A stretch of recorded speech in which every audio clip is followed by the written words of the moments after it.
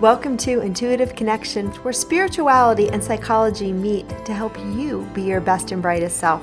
I'm your host, Victoria Shaw, and in each episode, I'll help you to awaken your own inner wisdom, step into your power, and live a more divinely inspired life. You're here to let your inner light shine. Are you ready? Let's do this. So hello and welcome to Intuitive Connection. Today we have a guest that is here for an intuitive reading. And this one is super duper exciting because this guest has been on my show. I've been on her show, and she is a fantabulous psychic in her very own right. So I'm so excited to play together. Laura Powers, welcome back to the show.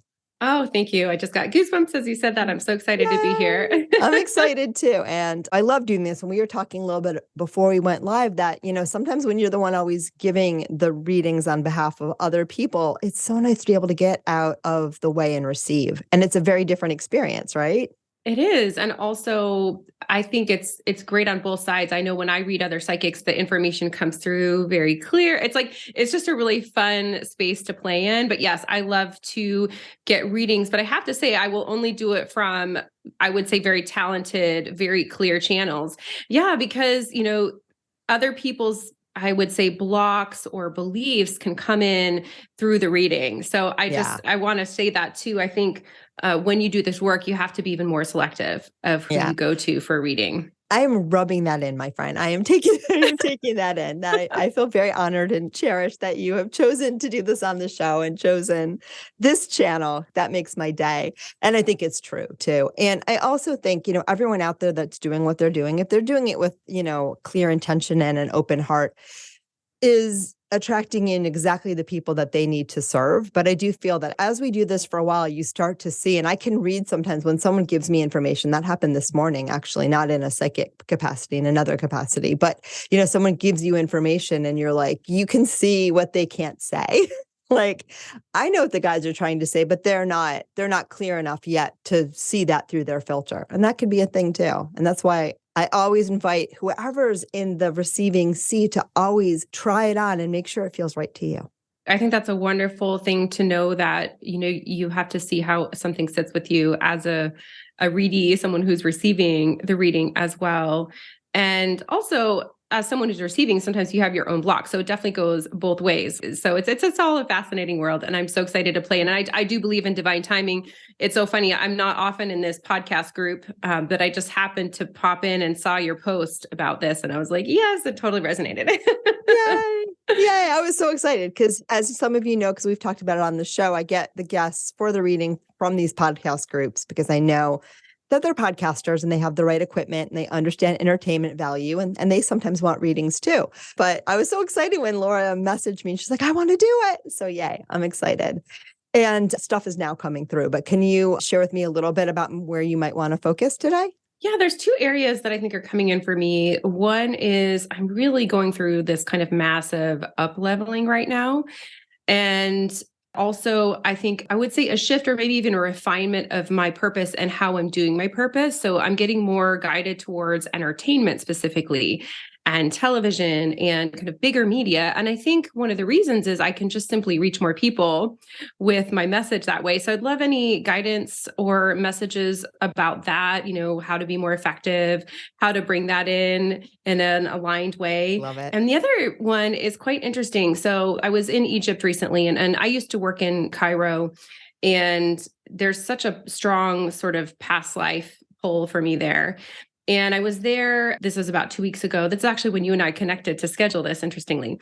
And just got this download that I think more of my purposes involves Cairo and Egypt than I expected. And it was kind of like, whoa, it surprised me, the information that came in. So I would just love to see what you get about me and my purpose and Egypt specifically. Okay. Wow. Now I have two different things and they both involve past lifetimes and they're totally different. I'm going to do the short answer on Egypt because I really want to follow the other thread more. Both of your questions dovetail really beautifully and nicely. With the Egypt connection, what I'm going to say really quickly is there's a lot that you want to reawaken from the experiences in the past lifetimes that you've had in that country, ancient to present. So it's a full range, but particularly early on. And some of them were very miraculous, is the words that the guides say, and some of them were less than. And you're just integrating a lot of learning that you had in a lot of bodies in that timeline. And that is exactly the verbiage that comes through. So I think that probably resonates with you. Probably when you're there, you get your own spontaneous memories, but you haven't put them all together yet to kind of get the whole gestalt, but you will. So I would just keep following it, keep traveling there when you feel like it. And also just a lot of it's getting done in your sleep, in your dreams. So watch your dreams now because you're integrating a lot of that trip in your dreams. And some of the places that you went, more places that you've been before. And to listeners out there, and Laura, you already know this, you don't necessarily have to go back to a geographical place in the world that you experienced a past lifetime in order to, have resolution with that lifetime. But sometimes we do. And it's really sweet and fun when we play with that, right? Because it just activates it in such a more powerful way. And that's been your calling there all along because you've just had so many lifetimes in that region going all the way back, but all the way to forward. So it's not just ancient Egypt, it's like throughout time. And there's just a lot of lessons that you're still wanting to learn and incorporate for this next stage of your being. Does that make sense? It totally does. And just to give people some context, like I've been fascinated with Egypt since I was like a little girl. And it's not like I was in my family circle or something as Right. something to have in my awareness. And I do believe that there's such a strong connection for me there. And it manifested in this interesting way. So my undergrad's in theater. So I majored in theater. And right after I graduated, I got a job in theater in Cairo, which is totally weird. It's not a Right. typical, it's not like Cairo is really known for, English speaking theater, Right. which is what I was working in. And I just know, like, when the universe sort of conspires to take you to a place in such an unusual way, what a resonance there is. And yes, the more I'm there, the more I'm kind of getting these little glimpses and insights. And yes, I've had very magical experiences in Egypt and also very painful experiences in Egypt. And I think there's a lot of healing and integration that I'm doing. But it became clear to me that it's really important. Like, that's something that I don't think I realized until this last trip, that it's actually really important for the next phase of my development to play in that water somehow. Yes. And I'm seeing particularly a past lifetime. And the word phoenix comes through, which I don't think has anything to do with Egypt mythology, but I could be wrong because I'm not really left brainy when it comes to that stuff. But the word phoenix comes through, and I think it may actually be a connection to some of the other things that want to come through today. But I see a woman, and I see, and you've probably seen this too, very thin for some reason, which was not necessarily fashionable, by the way, at the time.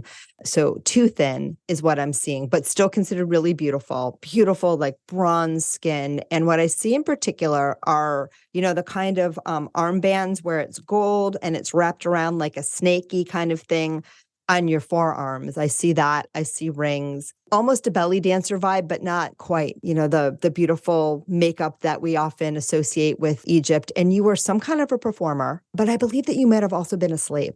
So that sort of juxtaposition, you were considered an incredibly talented performer. You had a beautiful singing voice, like angels singing when you sang, but there was not a freedom. There was not a freedom of movement to it, right? Because I do believe that you were still considered a slave or, concubine or something along those lines. And so there was a fragility to that. There was an ability for you to share your gifts, but not fully step into your power.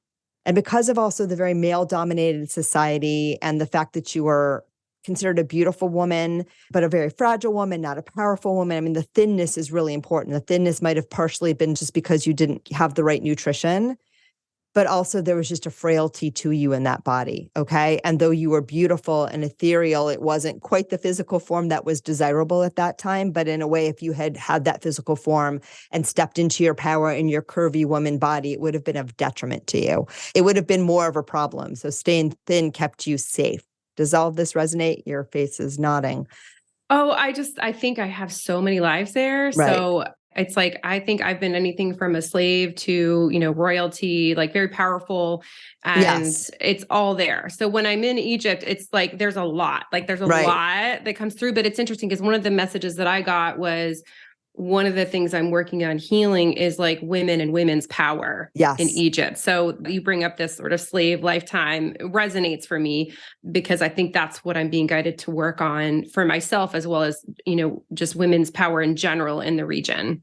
And the thing is that you were not presented really as a slave. It was like, it's sort of as if like the Black performers, early on in like the 40s, everyone loved and enjoyed their music, but, they weren't allowed to like hang out in the clubs they were performing in, right? So it was that kind of vibe where you were elevated when you were on stage, but nowhere else, no other time. And so there was just this little bit of freedom where the bird could come out of the cage and fly around, and then boom, that was over, and you were never treated as an equal. And you had to be very cautious and careful because you were not totally in a safe space and owning your own power and owning your own sensuality. Like there was always a making sure that you weren't too desirable to the people around you that would have taken advantage and could have taken advantage. So, slave might not even be exactly the right word, but, could have been an immigrant. It could have been, but it was a place where you didn't really have full power. Okay. And being a woman made it worse, but you had this beautiful, beautiful, beautiful, cherished gift. And I feel that you're playing the juxtaposition of those two things now as you enter into your power, but there's also a vulnerability and a fear and a part of you that feels you have to protect, that inner beauty, that inner angel, that inner gift. And, sometimes I think there's also, and I want to get this from the guide so I get it correctly, but they say, go ahead. And I got this message from someone else today listening to a podcast. So these things always align. Sometimes we feel like we have to protect our tender heart, and we build walls around that tender heart so it doesn't get hurt, so it doesn't get bruised, so it doesn't get broken. And the message that came through in the podcast that I was listening to today, just 2 seconds before we recorded this interview, so it's so funny, was around, hearts are meant to be broken. They're meant to be broken. And, your heart is strong enough to withstand, right, being broken again and again and again. And it just gets more powerful. It just gets stronger. And that brokenheartedness is sort of what life is about. We bring our vulnerability to the table because that's what life is. And then we realize that we're safe, that we're okay, that nothing can deprive us of our own inner being, our own inner worthiness, our own inner loveliness. And that, sometimes it'll get dinged and bruised, but, that's part of the expansion. And no one can ever take away what's essential to us.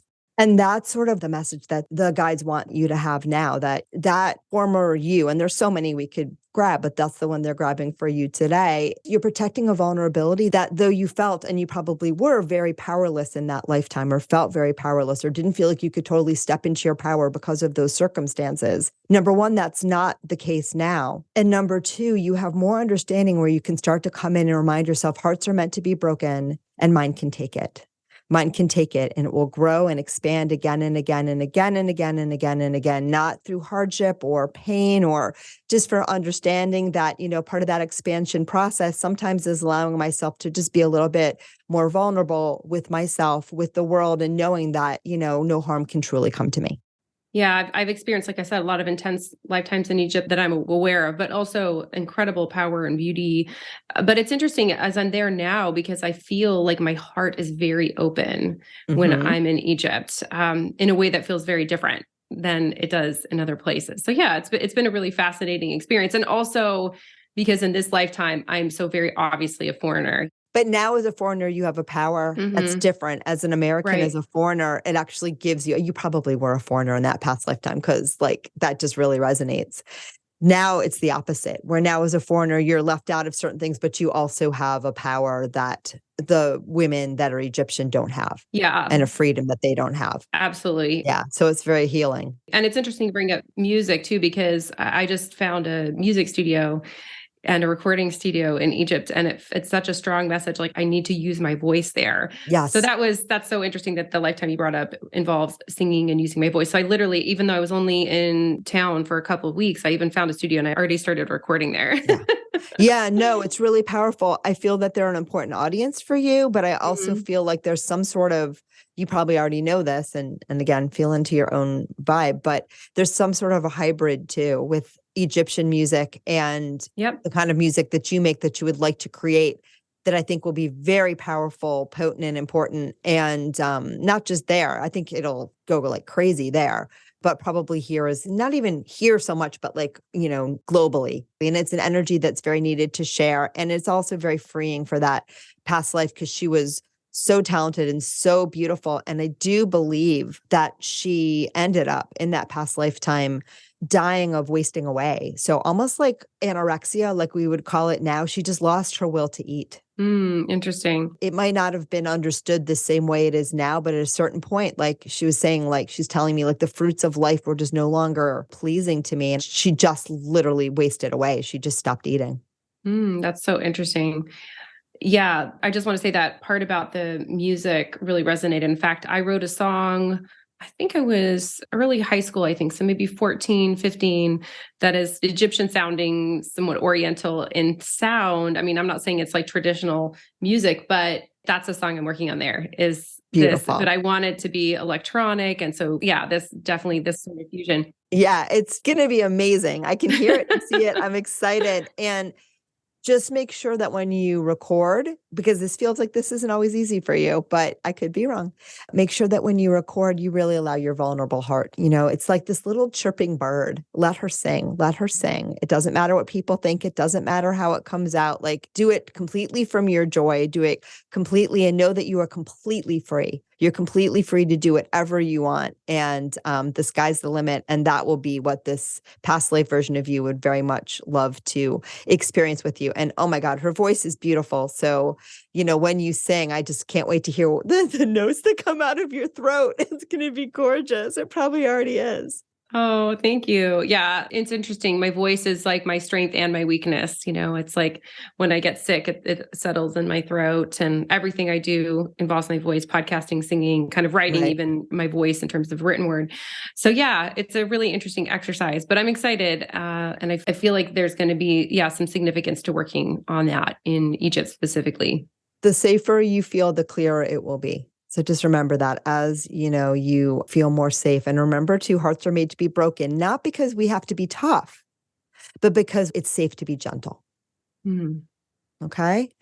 There's another past life that wants to come through that was really warring with this one, which is in a completely different area, which is so cool because you just said Orient, and that's where it is. And I don't always receive past lives, by the way. I do lots of different things, but for you, they're just flowing. And this one I have to kind of follow because it's very strong, but it's a marketplace and it's a very loud marketplace. And you're a very little child. And I'm pretty sure it's in an East Asian country. I want to say China. It feels China to me, but it could be somewhere else. But you're validating China. So we're going with that. And it's very loud. You're a little child. I can't tell if you're a girl or a boy because your hair is cut short. All I get is you're a little child and it's very loud. And somehow, you know, you went to pet a turtle or something in the market and you got lost from your family. You got separated from your family. And there's something in you that knows at this moment that you're never going to find them again, that you got separated and you're never going to find them again. And I think it was sort of, you were lured away, and it's the equivalent sort of being lured into the circus, right? You were lured away. And again, I don't really know. There might be a bigger context to why, like, sort of no one came looking for you or what the situation was. And there might have even been money exchanged because it was like at, you know, a weird period of time. I just know that you got lost in a marketplace and you ended up following somebody or something where you ended up being like a performer, a trained performer away from your family. Does this one resonate with you? Have you seen this one before? I haven't seen this one, but I know that I've had many lives as a performer and a sort of circus performer. Like, I mean, I literally, like when I was young, that was a very comfortable idea to be like this, like in the circus group, that's not typical. I was, in fact, I've always ended up around circus performers in one way or another. That's hysterical. And you live in Vegas, which to me is like the ultimate circus, right? There's literally a circus training center, like, you know, very well known, very famous here. Yeah. I've done circus training. I've done low-flying trapeze. I've done fabric. I've done something called the Wheel of Death. Oh my gosh. In a lot of big, like Cirque du Soleil type shows. Yeah. So yeah, that resonates. And I want to tell you, because I don't know if I ever told you this before, but as I mentioned, sometimes I think we get kind of pulled to places where we have a lot of past life energy. And I actually lived in China for a year. Of course you did. Of course you did. I worked and lived in Shanghai.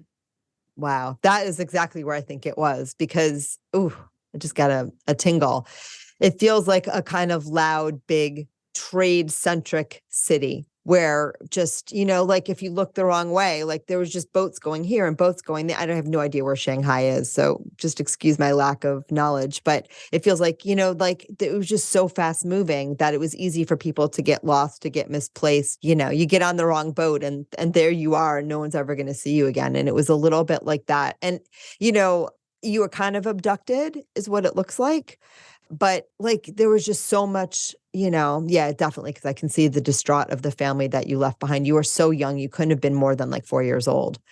And it's just like these things happened. These things just happened all the time. And it wasn't a terrible life because, again, you have such a drive over all these bodies to perform that, and you were very, very good. And, the thing is that they had been watching you for a period of time and they knew what they were looking for. So as if you were like a child model or something. And nowadays, if you were a child model, someone would come and ask your parents, hey, we'd like to give them a contract and give them money rather than like, we're going to lure them and take them away on a boat and you'll never see them again or know what happened to them, which unfortunately was the damage that was sustained in this particular lifetime. But the thing was, you were so young. I mean, I think that you didn't consciously even process the loss. It was just like, oh, okay, now we're going here. You did for a while and then you kind of forgot and moved on.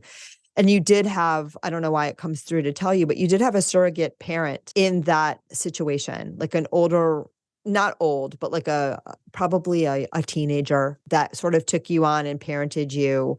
She had some problems because probably she was attracted to the circus for similar, reasons, whatever, but she really, really, really, really took care of you. And if you have a sister in this body or a friend that really feels like a sister in this body, particularly if it's an older one, that would be her.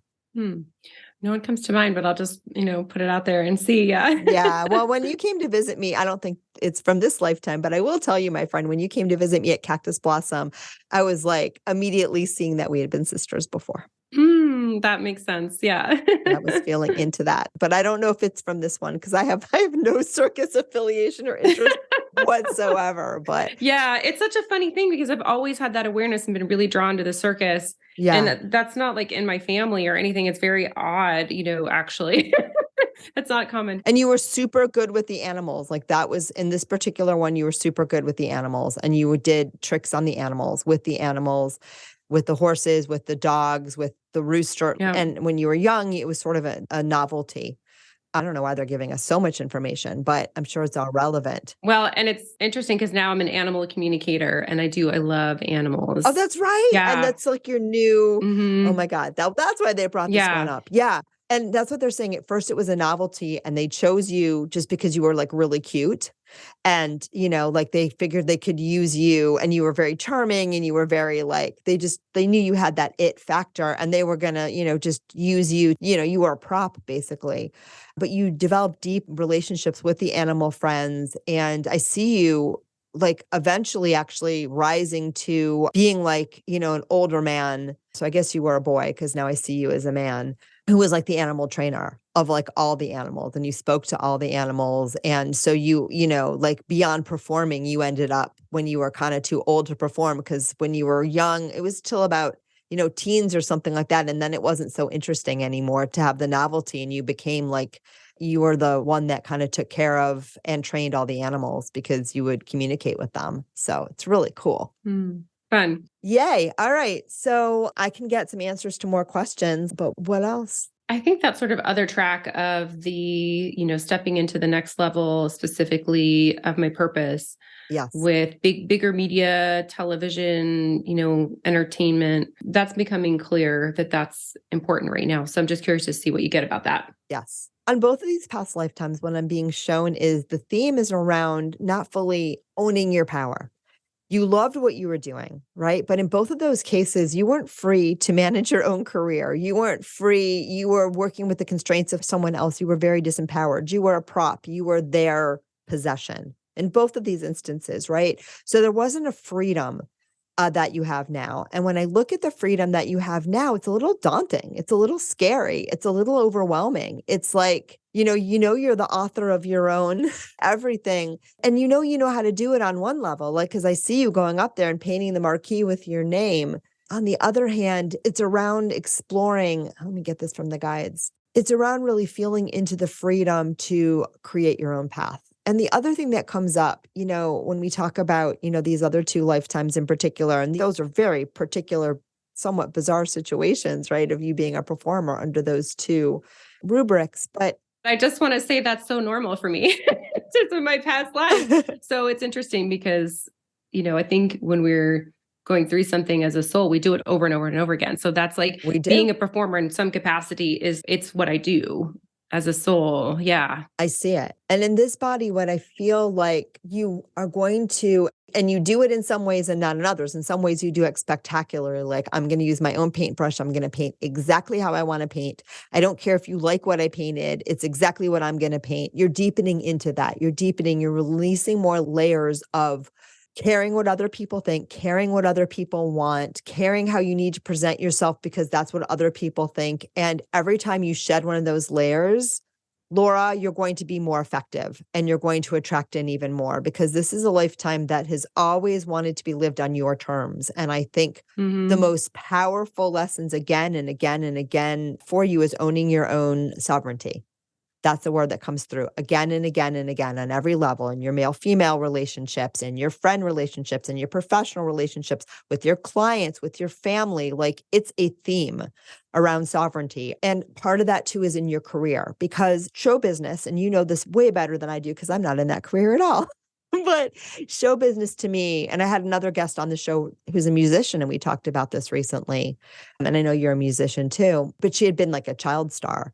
You can almost feel like a slave to it, because there's such a, think about the actresses. I know that you have worked, as a psychic for so many people in show business, right? The information that they get around how they have to look, what they have to do with their hair, what they can eat, right? How much they have to train, what kind of roles they should take, who they can date, and like how vocal they can be about dating them. And that's gotten a little bit better. It's almost again, and even the whole studio system, right? That the movie, that was slavery in a way. The old time studio system, they like basically owned you, right? And so, part of what you're working through now is around owning your sovereignty through this experience, wearing your hair the way you want it, taking the roles that you want to take, saying no when you mean no, and knowing that you can walk away from something and something better will come along. Yeah, that's been a huge theme, and basically just not working with the people who don't value you. And I think that applies not just to entertainment, but any other industry. I just saw the movie Air. I'm not sure if you're familiar with that movie. It's the story of the development of the Air Jordan shoe as it relates to Michael Jordan. And one of the huge messages in there as a whole is like honoring your value and knowing your worth, because essentially Michael Jordan's contract with Nike, where he got a percentage of sales with anything with his name on it, was unheard of. And basically athletes are a type of entertainer, right? It's just in a different venue, but it's still entertainment, right? It's still people going to enjoy and observe. And historically, basically these big mega corporations would make all the money, and the person entertaining them would get very little. And he totally changed the game. And as I was watching this, I was like, oh, that's for me too, that we all have our own autonomy. And it's basically for us to own our value and only connect and work with those who do, and push to have, a contract that honors that. Yes. Yes. And it's not just on the contract. Again, it's you tuning in again and again with every role that you take, every song that you do, everything. Does this feel right and true to me on the deepest level? Not on the level of like, I want to please, or I want to be famous. You can be famous. You're going to be famous. You already are famous. I mean, I've been viewed tens of millions of times. So yeah.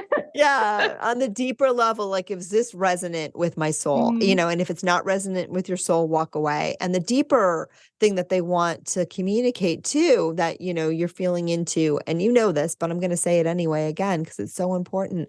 Whatever resonates with your soul brings you joy. So you can also look at it this way. If this isn't fun, if I don't like this, like, again, in all those other lifetimes, or the two lifetimes that we talked about, which are probably representative of many more, sense in which you actually liked the thing that you were doing, even though you did not choose to do it. but you didn't necessarily have any freedom over how you did it, how you were rewarded for it. The freedom was so very limited. So it never really felt like a choice, even though you could wake up every day and say, I don't hate where I am. And your soul obviously drew you there for a reason. And it was exactly what you were meant to do in both bodies, which is sort of why you were discovered in the way that you were. You weren't a house slave, you were a singing slave, right? Or whatever. Like it was what you wanted to do. It was resonant, but you didn't fully and completely experience your joy in either of those bodies and doing what you were doing because you didn't fully experience your freedom. And so now you can explore and follow your joy, whatever excites you, whatever lights you up, whatever feels fun, free, amazing to the full and complete capacity that you have. And that's what you're being called to do. And I know that you're feeling this as I say it because I'm seeing you. And it's not about what other people think. It's not about how quote unquote successful you are, because we all know that actually the best kind of success is the one that comes from our joy, right? It's natural, it's normal. We create it from joy and then more joy arrives. So it's around that. And so watch the constraints that might still be in your head, around what you think is possible, where you think you're valuable, what you think is good and what you think is not. Like, it's an internal freedom as well. Just really feeling into what brings you uniquely pleasure, following that and knowing that you can say no now to anything that doesn't, because you are truly and completely free. I love this. No, it's definitely been a theme that's come into my conscious awareness from the guides. Are you familiar with the Hawkins scale of consciousness? Yes. But you can share with listeners. Yeah. So for those who aren't, it's created by a man named David Hawkins, who's actually passed on since he, created it. But he's written several books and he created something called the scale of consciousness, where he actually muscle tested all of it. But essentially, there's an energetic sort of frequency and vibration from the lowest to the highest. So at the bottom being like fear, anger, hatred, et cetera, apathy. And then almost at the very top is joy. Yeah. And it's like basically ascension, but joy above love. Joy is above love, which I think is so interesting. And that's what I'm being guided to step into, is more that brings me joy. And it's so interesting because I think there's a lot of judgment about that in society. Like almost like if it's not hard work or, you don't suffer in some way, like it's not valid somehow. And I found that I'm really being guided to more and more joy, and things are starting to come in. Yes. Like I did a TV thing that was very fun and, I loved it. And just yesterday I actually was hired to perform in a magic thing. Right. Which was like fabulous. And I had the best time. So that is really resonant for me right now. Right. And remember too, everything that we ever pursue in life, we pursue because we think it's going to make us happy. Mm-hmm. The human way is just keep chasing that thing that's going to make you happy. That's the way humans think. But the fact of the matter is, the more you can just enjoy and be happy and allow in and invite in the experiences that make you happy. And of course, find happy everywhere, which is something that you learn to do very nicely in those two paths lives to the best of your ability. But now you are free to create even more. When we flow from joy, that's when we create the most magnificent things, right? And you have that potential to do it. So yeah, I'd follow everything that brings you joy. You're incredibly strategic. I'm not worried about you figuring out the career piece. Like that's just super easy for you, but it's around loosening that just a little bit so the joy comes first. And then the strategy is a way of just weaving together all the wonderfulness that you're experiencing and creating and making it even more fun because you like the strategy too. I do. It totally makes sense. And it really resonant. And it's funny. I used to be in a place where I felt like I really had to work hard and push and kind of like hustle to create certain things. And I've had a recent shift where it's like, it's all coming. It's just a matter of the exact, direction, exactly which avenue, for example. But like, I don't need to worry about it or, push really hard. Like it's coming. It's just a matter of making choices day to day. Yeah. And those of us who have early conditioning around lack, especially like lack of abundance, which I know is your story from talking to you. And, right. When we have that, that's the early conditioning of saying, I always have to be on my guard. I have to get more. I have to climb out of this hole. So what'll help you with that now is just recognize there's no hole to make sure. And I know you do this, but do it even more. If you can, just keep tuning into the abundance that you've created around you. It's not going anywhere. It's not going anywhere. It was always there. You just early on didn't see it because the people around you were blocking it and you were dependent on them. So absolutely, if they were blocking the flow, it was harder for you to find, but those times are long gone. And we also understand that sometimes those early experiences create such beautiful momentum for us to, soar later in life. So it's all perfect and good. But when that comes up for you, and that's that feeling of I need to work, I need to push, I need to, because it comes from this feeling of not having enough and always needing to work hard to be enough. But now recognize I am enough and I have enough and it's all good. And, just make sure that you take a lot of time. I know you already do this because they're saying you already do this. So it's mostly validation, enjoy that cup of coffee, enjoy Yes. the car, enjoy the apartment, the view, the travel, whatever abundance, whatever that means to you, because abundance isn't even always material. But I think for you, you're very comforted by the material manifestations of your abundance. And that's beautiful. Really feel into them. I'm a Taurus, so I know. I get it. Taurus moon, Taurus rising, man. I like my stuff. exactly. It brings me joy, And my Pisces sun was like, what the heck? Until an astrologer explained to me, no, your Taurus moon needs this. So yeah, so feel into that, whatever that means to you, and just be soothed by the fact that you've created this, that it's yours and it's not going anywhere. It's just going to continue to blossom and grow and be there for you.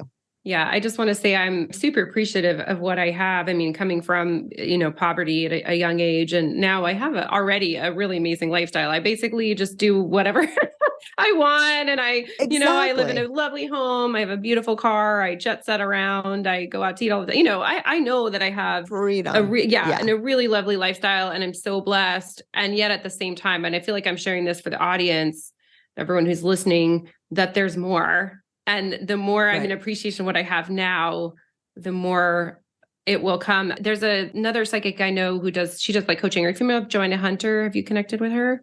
I don't think so. Maybe I should connect you to, because she's coming up for a reason, and she's fabulous. You both have podcasts, so I always love your connections. Oh, thanks. Yes, I love it. It's like psychic connections. She told a story once which really resonated. This was when she was earlier on. She went to an event and she asked a speaker at this event about bringing in more abundance, because at that point she was financially very constrained, and now she's very abundant. I think she makes multiple seven figures, certainly.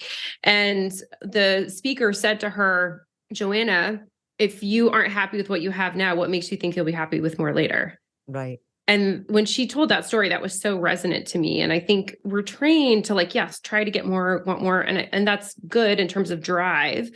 But also, the more we're in gratitude for everything that we currently have, the more we attract and the more we can just appreciate everything. Right. Well, what you want is to feel good. Yes. So if you are chasing feeling good, you're going to be chasing a long time, and you're telling the universe that I am chasing, and you're not telling the universe that I know how to receive.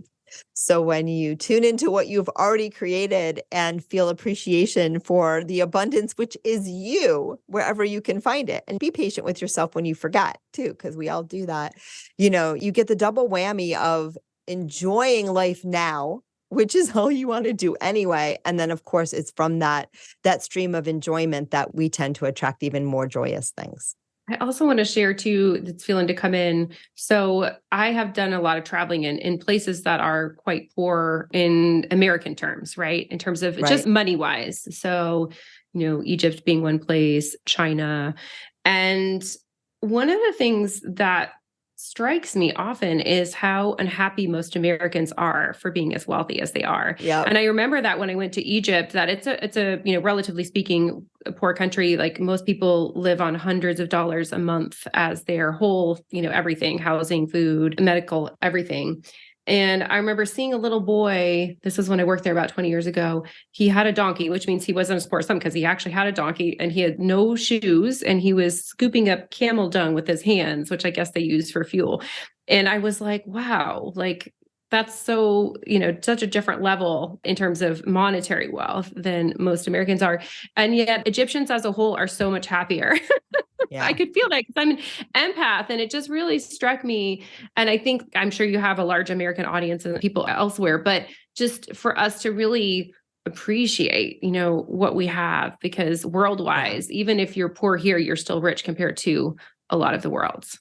Absolutely. And even if you're poor, appreciate that. Mm-hmm. Appreciate whatever you can find. Yes. Laura, we got to wrap it up. Is there anything else? Any lingering questions or anything else you'd like guidance on before we close her down? I don't have any questions, but I just want to, be in gratitude and thank you so much for this beautiful channeling. And something I say when I do on-air readings is if you're listening to this, then the message is also for you, because we all Yes, have these ma'am. like psychic energy connections and beliefs and patterns that connect us all. So, I feel like everyone listening is being guided to step into those new levels, enjoy what they have, and express themselves to new levels as well. Yeah. And freedom, living Freedom. with freedom. This is your message. Really feel into like where you'd like to expand that in your life. You already have so much, and it's just deepening your levels of feeling free. Yes. And it's so interesting because I've talked with other entrepreneurs, and there's a term for those of us who are entrepreneurs that we're unemployable, meaning like to get a standard job. I can't even imagine that because I'm so used to the level of freedom that I have now. Yeah. And that is like the most important thing. I think that's one of my values in life right now is just people, if I want to take off to another country tomorrow, I literally can just be like, okay, and just do it. Yeah.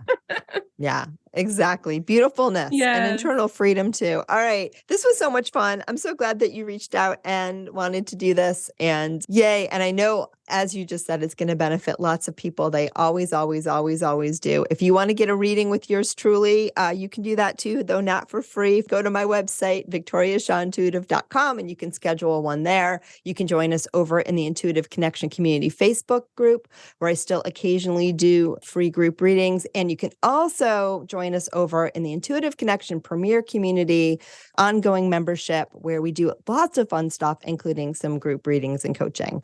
So check out any of those things, or just keep listening to the podcast, because I love that too. You know how grateful I am to each and every one of you for letting me do what I love to do, and enjoy the rest of your day, and namaste. Thank you so much for joining us today. I hope that you found joy, strength, inspiration, and clarity from today's episode. If you'd like to learn more and connect with an amazing group of like-minded souls, please join us over on Facebook in the Intuitive Connection Community Facebook group, where we explore these topics in deeper detail, have additional live teachings, and host Facebook Lives with our amazing guests. I hope to see you there. And of course, if you want to learn more about me or the work that I do, please check out my webpage, victoriashawintuitive.com. Thank you so much again, and namaste.